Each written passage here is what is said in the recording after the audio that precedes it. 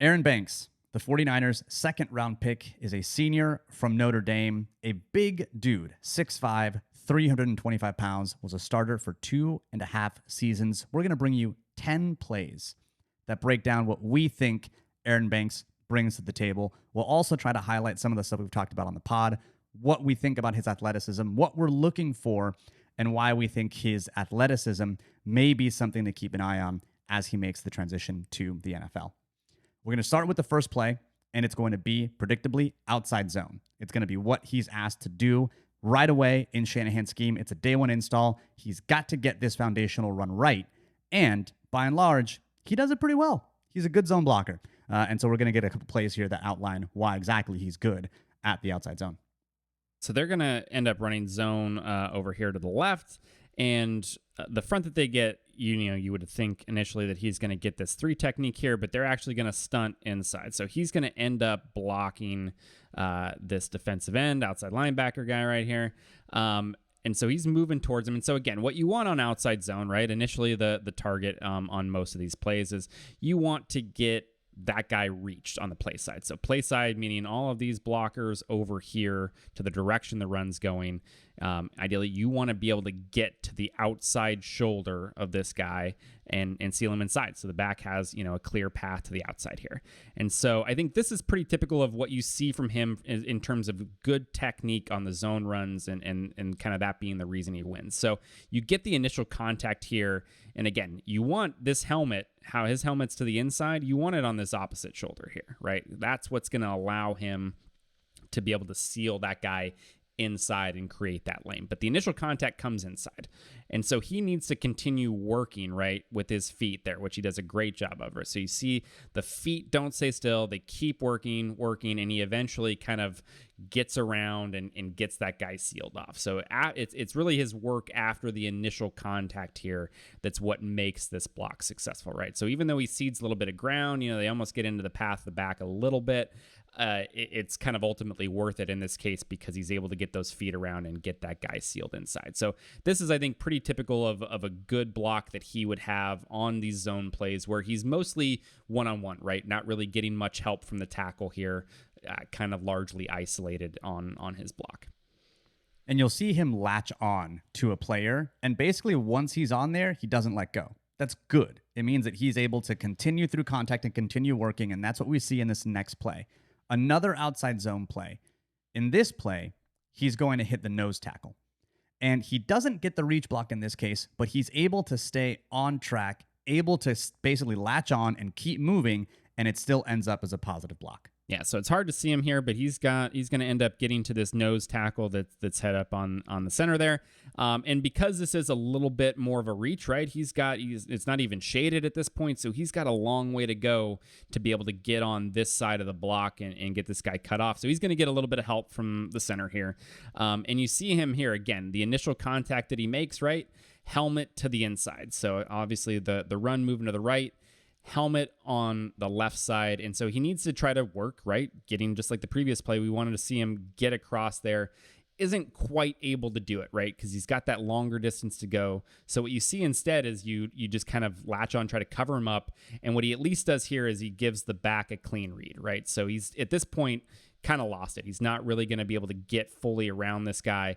But you continue to push him this direction and you give the back a nice lane to be able to cut back and kind of give him a clean read on where he wants to go. And so this was whenever he had kind of a larger distance to be able to travel, this was pretty typical, I think, of what you would see from him, where it's like it's a good block overall. He's covering the guy up. That guy's not getting involved in the play, but doesn't quite have the juice to be able to fully get around and get him cut off.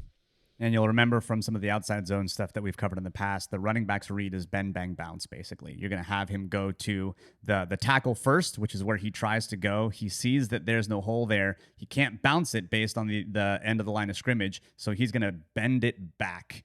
He's going to basically, he sees that, he's not going there, right? So he tries to hit the hole, can't do that, so then he's able to come back and bend it back, and it's because of Banks able to wash the nose tackle out that he's able to bend it back and get some yards. So we get to another play with outside zone. In this case, similarly, can't get the reach, but he stays engaged. And while this goes down as a positive play, Now you see that, the 11 guys in concert working together will make a big, big run.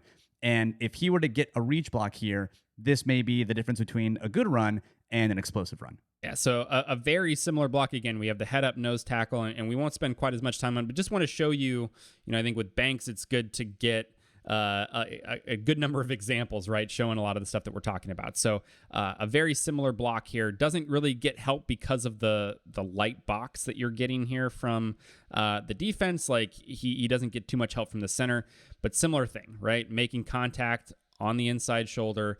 Can't quite get the reach, right? Can't get around him and get him sealed off, but keeps him covered up long enough to where, even if this back was going to kind of cut up here, he's at least in good enough position that it's going to be very difficult for that defender to get off and kind of make a tackle right away. But because he can't get the full seal, right, this guy is able to kind of get involved in the tackle, later on. Now, granted, it's downfield. We're at 11-yard gain at this point, but yeah, this is, I think, again, just another example of a good block, showing why he was, I think, successful on zone plays, but also kind of why he wasn't able to quite get to that next level and get the great block. Yeah, run this one back really quickly because I think if we show you when he should really be getting the seal, what hole would be there? Like if you look a little bit more right there, right? Imagine if his hips are flipped around, you've got a really good alley, right? Where you've got. Yeah, exactly. Where that guy's getting hit, you've got a huge window right there where you can put your foot in the ground and go upfield. It's still a positive run, and it's not a disaster by any stretch. But if he's able to get his hips around a little early and truly get that reach, this is, basically Raheem Mostert going up and ending up one-on-one on a safety versus trying to get outside, get around the man on the line of scrimmage, and now you've got your force player out here on the edge. Yep. It's the difference between a good run and, perhaps a one-on-one touchdown. Yep. We get to another play. Another similar example, similar kind of thing. Trying to get a reach block on the backside, can't get his hips around, and now it's the same kind of thing. You see number 90, he's there. You see the running back who, if he's able to get there, and it's actually not even the running back, it's the quarterback. Yep. If he's able to get his seal, he's got an alley. But instead, you see 90 basically, kind of work and stay off and get him off of him and kind of make sure that he's got his gap covered up. Yeah, because it's about with the zone runs too. A lot of times you're going to get situations where the play doesn't end up directly at him, but the linemen, right, they don't know what the other blocks are going to look like. Like he needs to get this cutoff because if one thing goes differently, right? So 86 here is the defensive end. If he does a better job getting outside and kind of showing color in this hole here, well, then that's going to bring the quarterback back inside, right? So if you kind of go down the line, right, if 86 and these guys do a better job of getting outside and not giving the quarterback the space outside, well, then you come inside. He's also in that gap. And so that's going to bring the quarterback to being around, kind of the center's block here on the cutback. And if that were the case, Banks is in this case, this kind of the next step, fully lost the block, loses track of it, and that guy's in the hole ready to make a tackle if the cutback happens there. So if that's what it looks like when you're trying to see his athleticism on those reach blocks on outside zone, what does it look like when he is uncovered and moving to the second level? If you remember from our outside zone blocking rules, if you are uncovered, you are working up to the second level and trying to get a linebacker, and that's exactly what Banks is going to do in this case. He is going to be responsible for going up and hitting 42 because he is uncovered. And so what happens when he's in space? Right, if his athleticism on those reach blocks can sometimes limit him, but his technique allows him to survive because he can latch on and stay latched. What happens when he has got a free shot at a linebacker at the second level? Let's roll the tape. Well, it's a whiff. Well, yeah. So again, zone to the right here, and so you see him, again with this space uncovered, meaning this is going to be, it's the tackle getting here, the center working here, and so he is going to then be working up to this linebacker. And he actually has, everything on this play is aligned for him to be successful, right? He's uncovered. He's not getting contacted by any of these down linemen, right? They're not trying to engage him and make his life difficult in terms of getting up to the second level. So he's basically a receiver with a free release, right? So he's able to get right up there. And then you look at the alignment of the linebacker is mostly head up, even kind of slightly shading, this outside shoulder here. And so this is really one where he has everything he needs to be able to get up and get this guy cut off. but you can see just the athleticism difference between him and this linebacker is so stark that the back, the backer just has basically a clean shot into the hole, into the tackle, right? So when he has this space to operate in, it doesn't always go so well. And you're not expecting him to have the same athleticism as a linebacker, but the fact that he can't even get a hand on this linebacker when everything is set up for him to at least get a touch on him is a little concerning. That's where you see his athleticism begin to be a concern. And so now you get to another play where he's got to adjust on the fly on an outside zone play because of a stunt from the defensive line, and you see his change of direction and his athleticism fail him again.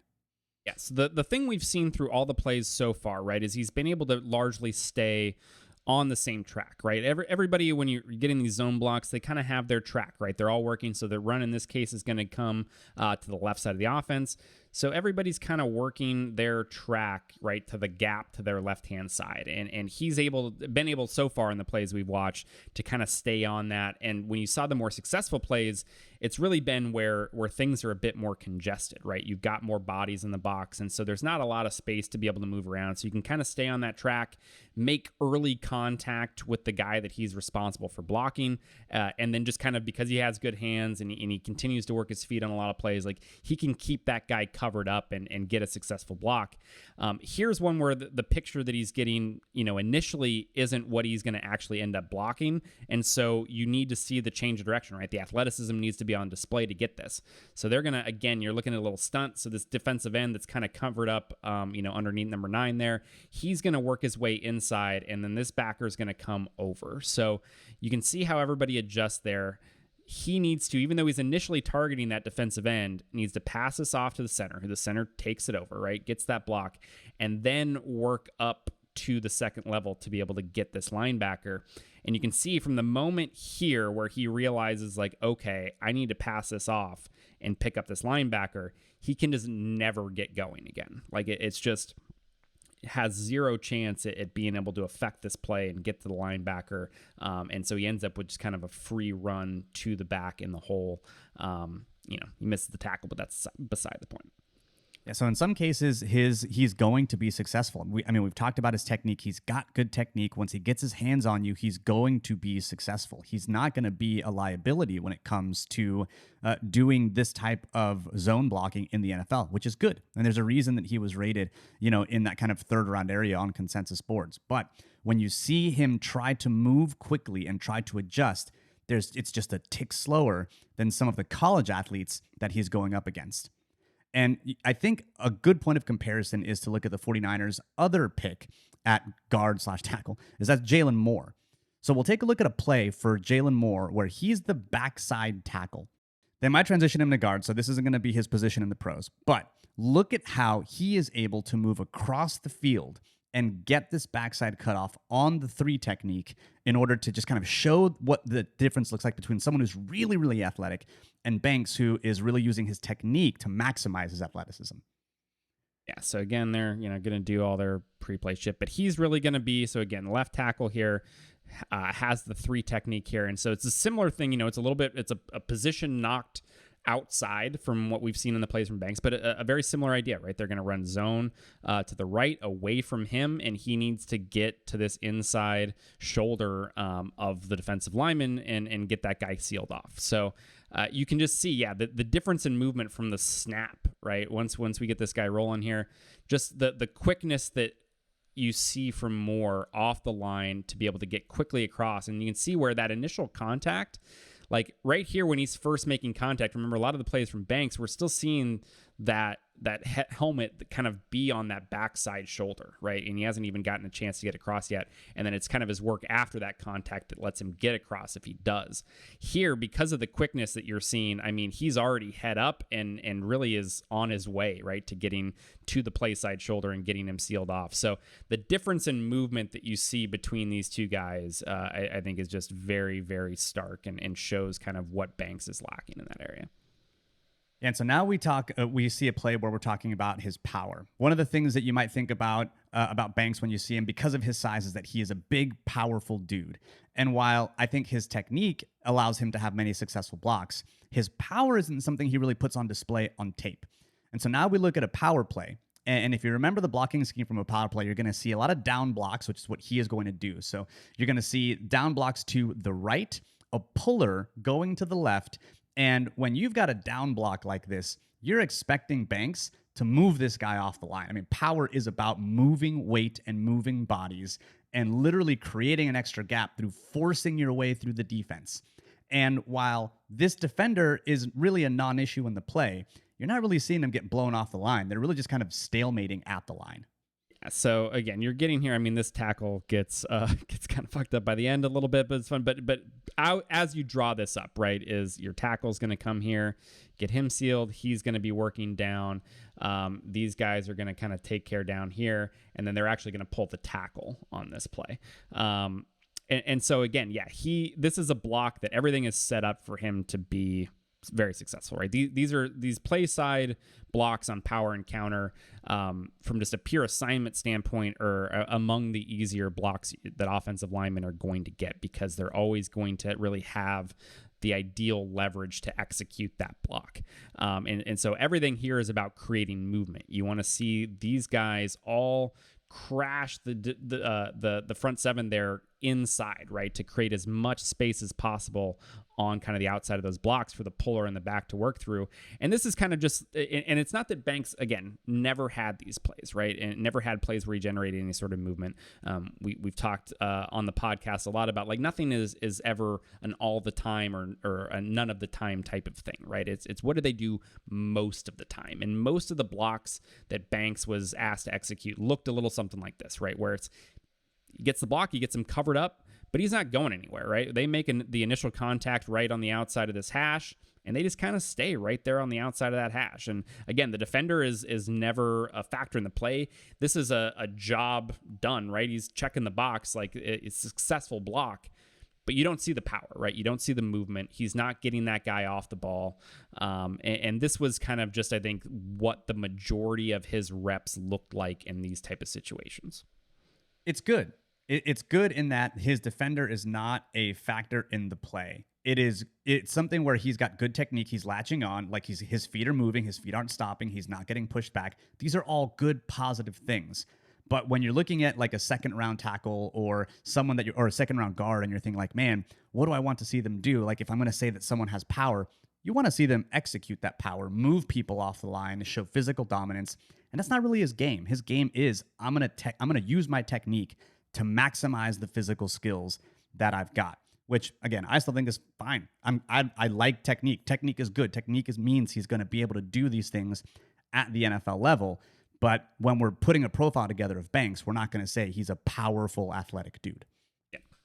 And now when we get to like where his athleticism really suffers is against some stunts. His game against Alabama was probably his worst game on tape that we saw. And part of the reason is that they stunted him to death. And a stunt requires you to recognize something is happening and then use your body to change quickly and get into someone else's path. And what you see on some stunts is his inability to do that. So you're going to see, again, obviously left guard here and the down lineman that's kind of, outside shade for him is going to really end up working outside. And then you're going to see 8 be the looper that comes into this gap here and is going to be the one that he ultimately should be responsible for. And so you can see just the difference. I think it's good to look at the tackle too in this case, right? Because as they're initially setting, as the play starts, like he's setting here and he's setting here, right? That's who they're expecting to block just based on how these guys are aligned. And it's here, once you get that stunt look, right? And it's the tackle is very quick to recognize it. So right here, it's like 8 has barely started to make that inside move, and he's already seeing this guy kind of flash from the inside, and he recognizes that like he's not really, that 8 isn't really bursting off the ball, and he's going to be looking to come inside. So the tackle redirects and takes over this block very early, right? So this should be, again, a good situation for Banks to be able to pass this off quickly and get back inside to be able to get it, and it never happens, never comes remotely close to being able to make this block because he gets, again, the balance, I think, in pass protection is a little bit more of an issue. He runs into this a lot where he's like trying to kind of almost reach and gets caught off balance. And when you have that issue combined with the difficulty already changing directions, even when you're kind of set and balanced and have your feet underneath you, you just end up with a complete whiff. It's the Alanis Morissette issue. Head over feet. You don't want to be head over feet. All I'm saying. We've got the Shakira rule, and now we've got the Alanis rule. Head over feet. We'll show you one last stunt against Pittsburgh. And this, I think, will kind of just wrap up where we think he's got to improve, because there's a couple of different things that can happen. You can speed things up with recognition. You can make sure your hips are under you. And so there are still ways that he can maximize what athleticism he has. But you're still going to see stunts give him issues, at least in college. It's going to be something he's going to need to work on in the pros. Yeah, so even though, we wanted to show another example, because you could say Bama, okay, one of the best defenses in college football, even though that's going to be our best frame of reference for what, things might look like at the NFL level. This is, against an ACC defense in Pitt, and just kind of similar thing, right? Here, he doesn't end up with the same sort of issue of getting too head over feet and getting completely off balance. And he actually does a much better job. I mean, this 3 technique gives him a much cleaner read in terms of the stunt look, just immediately going inside, not really challenging right away. So he gets the pass off here, and it's just he doesn't have the athleticism to recover and get into a good position to be able to block this guy. So it's kind of an easy lateral movement here. Yeah. It's lateral movement. Easy swim move to the outside. And, again, this D tackle from Pittsburgh, I don't know. I don't know who it is. He's probably not very good. And so he's not exactly the cleanest around the edge here and closing to the quarterback. But you can imagine what something like this looks like when, I don't know, maybe this guy's Aaron Donald or, an NFL caliber defensive tackle that's here that can challenge this shoulder, a lot quicker than this guy does and get through that space a lot cleaner. And it's worrisome. So overall, Aaron Banks, a player who is a good technique player, who is effective on zone blocking plays. He latches on consistently, is able to move his guys, and is often assignment sound. All very, very good things. But he's got some issues with athleticism. He's not over the over powerful in terms of what he's able to do on the offensive line, and that might have some concern for his projection to the NFL level. So that's the overall on Aaron Banks. Technique survivor, as Scott McLuhan said. I think that's the tagline, man. We agree with McLuhan. Technique survivor. But thanks again for tuning in to the scouting report for Aaron Banks. And as always, go Niners.